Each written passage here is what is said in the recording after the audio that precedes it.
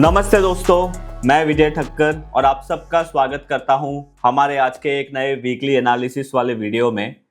अब आप लोग जिस दिन ये वीडियो देख रहे हो उस दिन 16 अगस्त है, बट जिस दिन मैं ये वीडियो बना रहा हूं उस दिन 15 अगस्त है। तो आप सब लोगों को हैप्पी इंडिपेंडेंस डे। और आज के वीडियो में हम लोग कवर करने वाले हैं कि मार्केट में लास्ट वीक में क्या हुआ।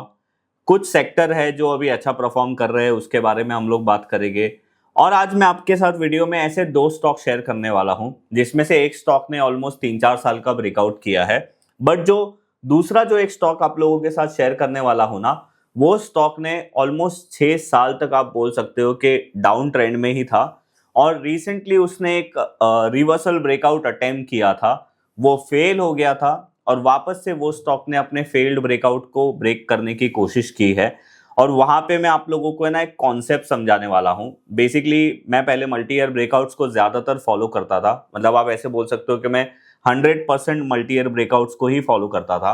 बट एक बार मुझे किसी ने ऐसा बोला था कि विजय, ये मल्टी ईयर ब्रेकआउट तो ऑल टाइम हाई पे होता है, बट इसकी शुरुआत कहीं ना कहीं नीचे से होती होगी, तो अगर हम लोग वहां पे ध्यान दें तो कैसा रहेगा। उसके बाद मैंने ये चीज को रिवर्स वापस से थॉट करके सब कुछ जितने भी मल्टी ईयर ब्रेकआउट्स थे वो सारे चार्ट्स देख के मैंने एक चीज नोटिस की, मतलब आप ऐसे बोल सकते हो ऑब्जर्व की, कि कोई भी मल्टी ईयर ब्रेकआउट की एक शुरुआत वाली जो रैली होती है ना, वो नीचे से शुरू होती है। तो मतलब उसके 3 स्टेज होते हैं। एक होता है कि भाई पहले उसका बॉटम बनता है, फिर उसका रिवर्सल ब्रेकआउट होता है और फिर उसका मल्टी ईयर ब्रेकआउट होता है। और अगर आपने ऐसे किसी स्टॉक को बेस में ही पहचान लिया तो आप एक अच्छी अपॉर्चुनिटी में काम कर सकते हो। तो उसके बारे में हम लोग डिस्कस करेंगे। बट उससे पहले आप लोगों को एक अपडेट देना है कि मेरा जो मल्टी ईयर ब्रेकआउट का कोर्स है गुरुकुल के प्लेटफॉर्म में डिफाइन एज के साथ, वहां पे अभी 15 अगस्त का एक डिस्काउंट चल रहा है, जो बेसिकली 14 अगस्त को शुरू हुआ था और 17 अगस्त तक रहने वाला है। और वो डिस्काउंट में 2 टाइप के डिस्काउंट है। अगर आप फ्रीडम 20 कूपन कोड यूज करोगे तो आपको 20% डिस्काउंट मिलेगा, वो उनके प्लेटफॉर्म के अंदर जितने भी कोर्स है उसके अंदर। और अगर आप फ्रीडम 30 यूज करते हो तो आपको 30% डिस्काउंट मिलेगा। बट यहाँ पे क्या है कि अगर आप डिफाइन एज के अकाउंट होल्डर हो, मतलब आपका अकाउंट डिफाइन एज में है ट्रेडिंग और डीमैट अकाउंट, तो आप फ्रीडम 30 लगा सकते हो। और अगर आपका अकाउंट डिफाइन एज में नहीं है तो आप फ्रीडम 20 लगा के 20% डिस्काउंट आप ले सकते हो। तो ये आप लोगों को अपडेट देनी थी। तो अगर आप लोगों को हमारा मल्टी ईयर ब्रेकआउट वाला कोर्स लेना है तो अभी उसके ऊपर आप लोगों को डिस्काउंट मिल सकता है। उसकी ज़्यादा डिटेल मैं नीचे डिस्क्रिप्शन में डाल दूंगा, आप वहां पे जाके इसका फ़ायदा उठा सकते हो। ये 17 अगस्त तक ये डिस्काउंट रहने वाला है। तो ये चीज़ आप लोगों को बतानी थी। अब आते हैं हम आज के हमारे वीडियो के ऊपर। अब देखो, लास्ट वीक में कुछ ऐसा ज़्यादा मार्केट में हुआ नहीं। जो अभी नया क्लोजिंग सिस्टम आया है, क्लोजिंग ऑक्शन सिस्टम, उसके वजह से मार्केट में थोड़ा सा अभी प्रॉब्लम चल रहा है। जिस तरीके से एक बड़ी स्पाइक आती है लास्ट में, वो अभी तक मार्केट में या सारे ट्रेडर्स ने अभी तक एक्सेप्ट नहीं किया है और करना भी नहीं चाहिए, बिकॉज ये एक राइट सिस्टम नहीं है क्लोजिंग का। उसके ऊपर अभी देखते हैं सेबी क्या करेगी। वैसे मैंने रिसेंटली सुना था कि सेबी के चेयरमैन जी जो है उन्होंने ये बोला था कि हम थोड़ी बहुत पॉजिटिव फीडबैक लेने के लिए आप लोगों से रेडी है। और वो कब होगा क्या होगा उसके ऊपर हम लोग डिस्कस करेंगे, मतलब सेबी डिस्कस करेगी और हम लोग देखेंगे क्या होता है। तो चलिए हम लोग आते हैं हमारे आज के वीडियो पे। देखिए यहाँ पे आप लोग जो निफ्टी का चार्ट देख रहे हो ना, ये बेसिकली वीकली टाइम फ्रेम का चार्ट है।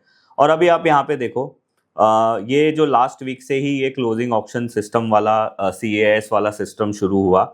अब वो वीक में मार्केट ने गैप अप करके एक ये रेजिस्टेंस को ब्रेक तो किया था, बट एज ऑफ नाउ वापस से हम वहाँ पे नीचे आ गए हैं।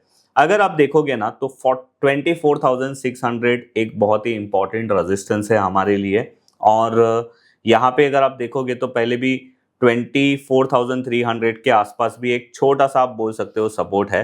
तो मार्केट फिलहाल अभी ऐसे सिचुएशन में है जहाँ पे हम लोगों को भी वेट करना चाहिए कि आने वाले टाइम में क्या होगा। अगर ये वीक का हाई विच इज़ अगेन 24,620 ही है, अगर ये ब्रेक होता है तो हमारे लिए अच्छा है। और अगर आप डेली टाइम फ्रेम में देखोगे तो आप लोग एक चीज़ नोटिस करोगे कि लास्ट वीक में वैसे खास कुछ मूवमेंट नहीं हुई। ये जो बाद में जो हैमर जैसे कैंडल बने हैं ना, ये लास्ट की जो क्लोजिंग सिस्टम के वजह से रेड होने के बाद वापस से ये पॉजिटिव हो जाते थे, उसके वजह से यहाँ पे ये कैंडल्स बने हैं। बाकी तो मोर और लेस साइडवेज ही मार्केट रहा है लास्ट वीक।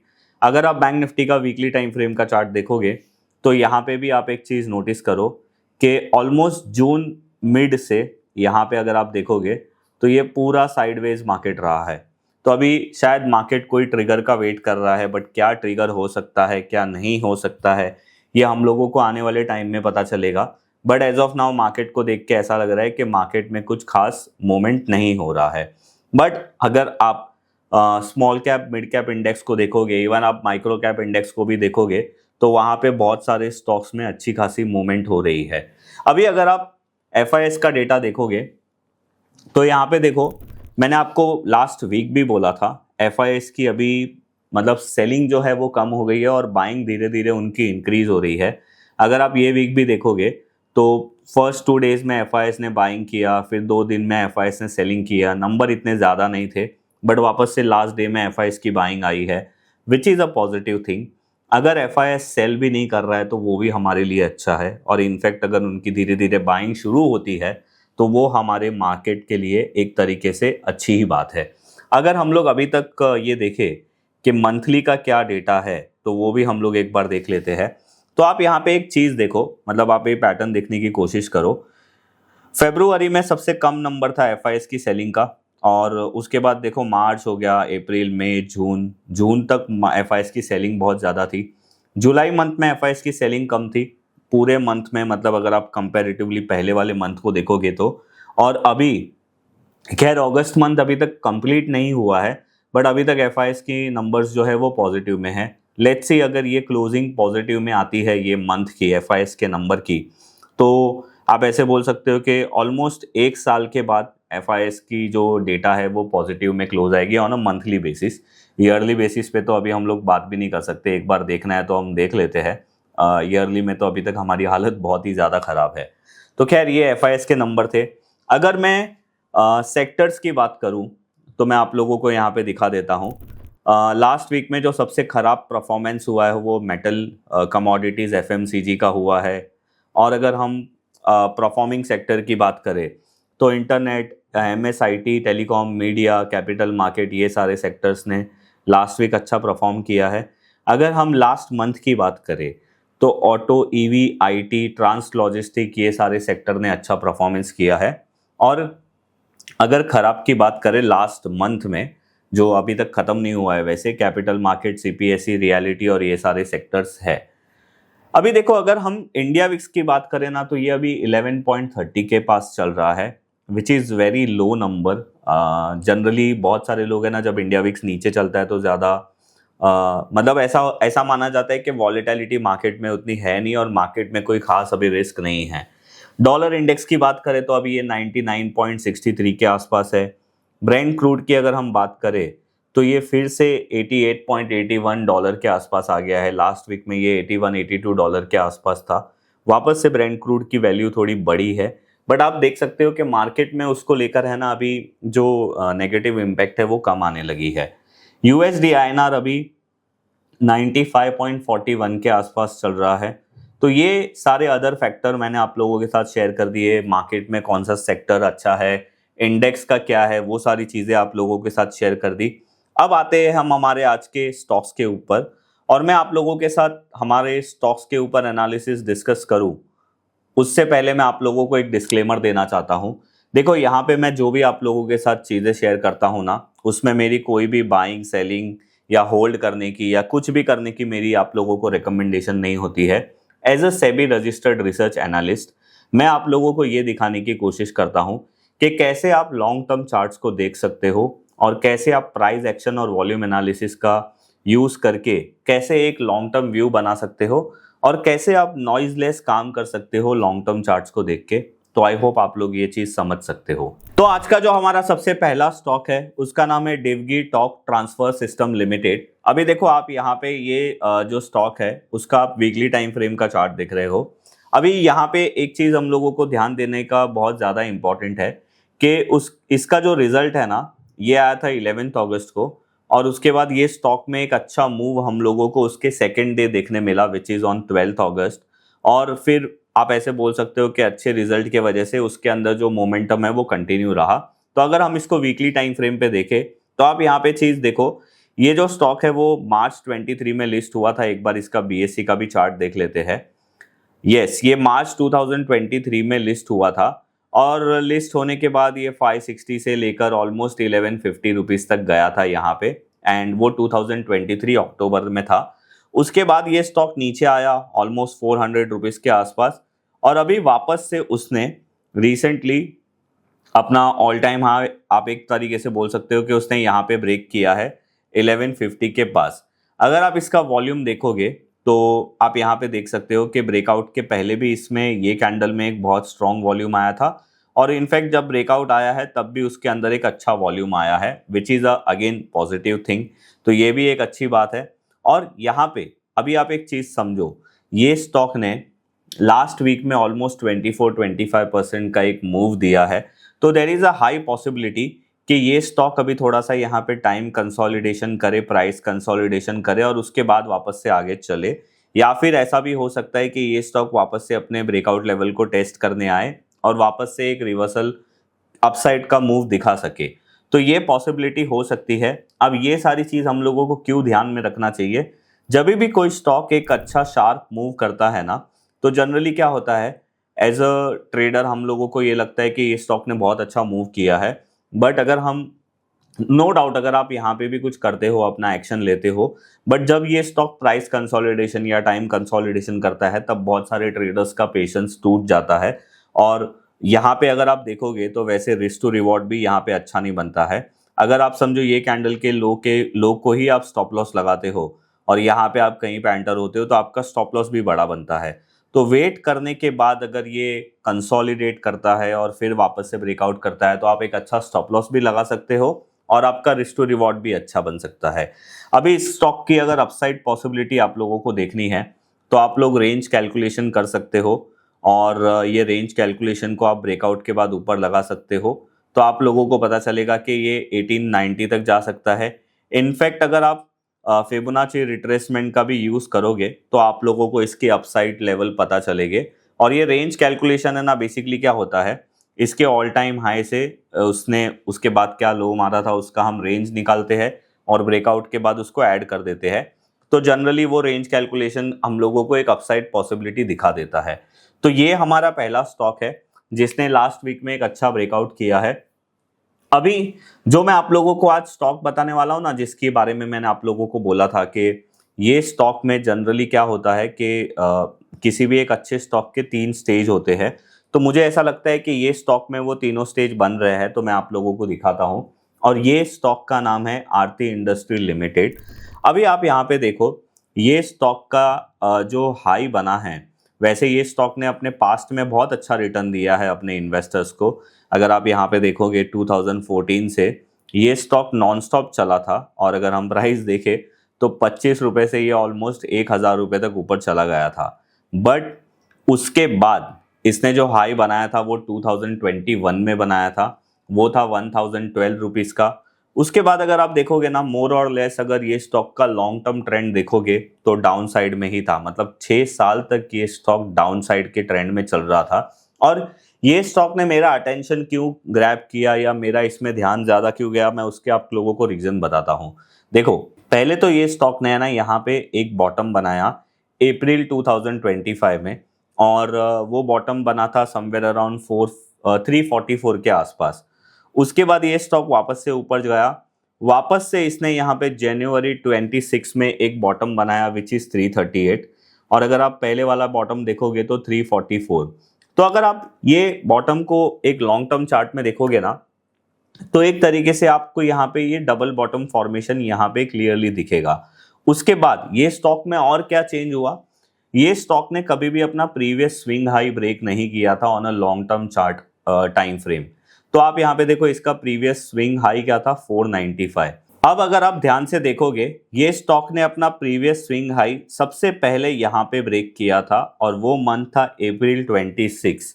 अब देखो, यही मेरे लिए एक बहुत ही इम्पॉर्टेंट आप बोल सकते हो कि पॉइंट था जहाँ पे मेरा ये स्टॉक में ध्यान गया था।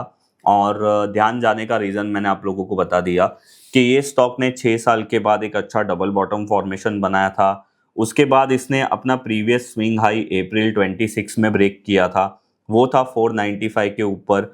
बट अब देखो, सेकेंड मंथ में ये थोड़ा ऊपर तो गया, 523 के आसपास तो गया, बट अगेन ये यहाँ पे फेल हो गया। बट देखो, अगर कोई स्टॉक ऐसा बहुत ही लॉन्ग टर्म के बाद अपना डाउन ट्रेंड ब्रेक कर रहा है, तो there is a high possibility कि वो एक अटेम्प्ट में मतलब सक्सेस नहीं होता है। उसका रीजन क्या होता है, बहुत ही सिंपल चीज है, मैं आप लोगों को समझाता हूँ। देखो, अगर कोई स्टॉक बहुत टाइम से डाउन ट्रेंड में चल रहा होता है ना, तो हर लेवल पे वो स्टॉक में बहुत सारे इन्वेस्टर्स ने कहीं ना कहीं बाय किया होता है। फिर जब वो स्टॉक वापस से अपसाइड जाता है, तो प्रीवियस बायर्स की सेलिंग आती है, तो वापस से उसमें प्रेशर आता है। फिर वापस से वो ऊपर जाता है, फिर अगेन प्रीवियस बायर्स की सेलिंग आती है। तो ये जो सेलिंग प्रेशर होता है ना, उसके वजह से जनरली वो स्टॉक फर्स्ट अटेम्प्ट में ब्रेक नहीं होता है। तो ये चीज़ आप हमेशा ध्यान रखना। अगर कोई आप रिवर्सल ब्रेकआउट में ट्रेड लेते हो, तो मैंने बहुत बार बोला है कि रिवर्सल ब्रेकआउट्स की जो एक्यूरेसी होती है वो बहुत कम होती है। उसका रीज़न यही होता है। तो आप यहाँ पे देखो कि ये स्टॉक ने अपना जो रिवर्सल ब्रेकआउट है वो अप्रैल 26 में किया था, बट ये फेल हो गया। बट अगेन यहाँ पे ये फेल हुआ, पर इसने अपना जो ये डबल बॉटम का फॉर्मेशन का लो है ना, वो कभी ब्रेक नहीं किया। इनफैक्ट उसने वापस से एक बॉटम फॉर्मेशन जैसा बनाया, लो 425 के पास बनाया। और अगेन मेरा ये स्टॉक पे वापस से ध्यान क्यों गया, ये तो खैर मंथली टाइम फ्रेम का चार्ट है, मैं आप लोगों को बड़ा पिक्चर समझाने की कोशिश कर रहा था। पर अगेन आते हैं वीकली टाइम फ्रेम के चार्ट में। अब आप यहाँ पे देखो, वीकली टाइम फ्रेम में भी बहुत क्लियरली आपको दिखेगा कि यहाँ पे ब्रेकआउट हुआ था अप्रैल में, जो फेल हो गया बाद में। अभी देखो, इसने अपने फेल्ड वाले ब्रेकआउट के हाई को ये वीक में ब्रेक किया है, और वो था 523। ये बहुत ही इंपॉर्टेंट चीज़ है हम लोगों को ध्यान देने के लिए, कि अगर समझो ये स्टॉक में सेलिंग प्रेशर बहुत ही ज़्यादा होता, तो there is a high possibility कि ये स्टॉक वापस से कभी ऊपर ही नहीं आता। और अगर ये स्टॉक वापस से ऊपर आया है और इसने अपने प्रीवियस ब्रेकआउट फेल वाले लेवल को ब्रेक किया है, तो there is a high possibility कि ये स्टॉक में स्ट्रेंथ है। और अगर आप ये स्टॉक का वॉल्यूम भी लगाते हो, तो आप यहाँ पे देख सकते हो कि जब इसमें पहला बॉटम बना था तब अच्छा वॉल्यूम हुआ था, जब इसमें सेकेंड डबल बॉटम का फॉर्मेशन बना था तब सबसे ज़्यादा वॉल्यूम हुआ था, जब इसमें अभी रिसेंटली जो एक कैंडल बना था उसके अंदर भी अगर आप देखोगे तो तभी भी इसमें एक अच्छा वॉल्यूम बना था। तो ये स्टॉक में एक चीज़ तो हम लोगों को बहुत ही क्लियरली देखने मिल रही है कि बॉटम फॉर्मेशन के साथ साथ वॉल्यूम भी यहाँ पे हो रहा है। तो ये एक चीज़ हमारे लिए बहुत ज़्यादा इंपॉर्टेंट है। अभी देखो, अगर मुझे ये स्टॉक में स्टॉप लॉस लगाना हो ना लॉन्ग टर्म के लिए, तो बहुत सिंपल चीज़ है। पहले मैं एक बार वॉल्यूम हाइड कर देता हूँ। सबसे बड़ा स्टॉप लॉस तो ये स्टॉक का ये जो डबल बॉटम फॉर्मेशन का लो है ना, वही बनेगा। बट समझो अगर उससे पहले भी मुझे कोई एक स्टॉप लॉस लगाना है, तो अभी जो रिसेंटली स्विंग लो बना था मैं उसको लगा सकता हूँ, विच इज़ 424। और मैंने आपको स्टार्टिंग में क्या बोला था, हर स्टॉक में जब भी कोई स्टॉक मल्टी ईयर ब्रेकआउट करता है तो उसके 3 स्टेज होते हैं। तो मैं आप लोगों को वो स्टेज दिखाने की कोशिश करता हूं। तो देखो, पहला ये स्टेज होता है जिसको हम बॉटम फॉर्मेशन बोलेंगे। दूसरा ये स्टेज होता है जहां पे अगर ये स्टॉक ब्रेकआउट करता है तो इसको हम लोग रिवर्सल ब्रेकआउट बोल सकते हैं। और अगर एक बार ये अपने ऑल टाइम हाई को ब्रेक करेगा, विच इज 18 अक्टूबर में, मतलब अक्टूबर 2021 में बना था, जो 1012 है, उसके बाद हम लोग बोल सकते हैं कि ये लेवल को ब्रेक करेगा तो ये stock multi year breakout category में आ जाएगा। तो ये हर एक स्टॉक के 3 स्टेज होते हैं, जो मैंने आप लोगों को ये स्टॉक के एग्जांपल के साथ बताने की कोशिश की। और यहाँ पे ये स्टॉक में और एक पॉजिटिव चीज क्या है पता है, ये स्टॉक का जो अभी रिसेंटली रिजल्ट आया था ना, वो भी बहुत अच्छा था।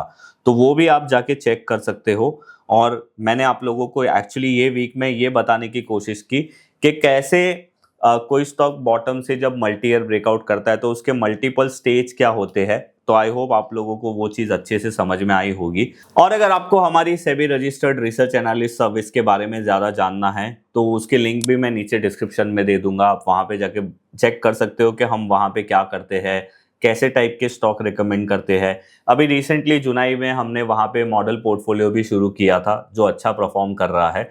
तो उसके बारे में भी आप लोगों को डिटेल चाहिए तो आप हमारे ऑफिस नंबर्स पे कॉल भी कर सकते हो। तो आई होप आप लोगों को हमारा आज का ये वीडियो अच्छा लगा होगा। अगर आप लोगों को अच्छा लगा है तो लाइक ज़रूर करिए। अगर आपने हमारे आज की ये वीडियो में कुछ भी अच्छा सीखा है तो आप अपने फ्रेंड्स के साथ और फैमिली के साथ ये वीडियो ज़रूर शेयर करिए। और हाँ, अभी जो गुरुकुल के प्लेटफॉर्म में डिस्काउंट चल रहे हैं वहाँ पे जाके आप ज़रूर हमारा कोर्स देख सकते हो। अगर आपको खरीदना है तो अभी आपको डिस्काउंट प्राइस में मिल जाएगा। एंड अगर आपको हमारा ये कंटेंट अच्छा लगता है तो आप हमारे चैनल को सब्सक्राइब कर सकते हो। मैं मिलूंगा आप लोगों को ऐसे ही कोई नेक्स्ट वीडियो में, तब तक के लिए बाय बाय।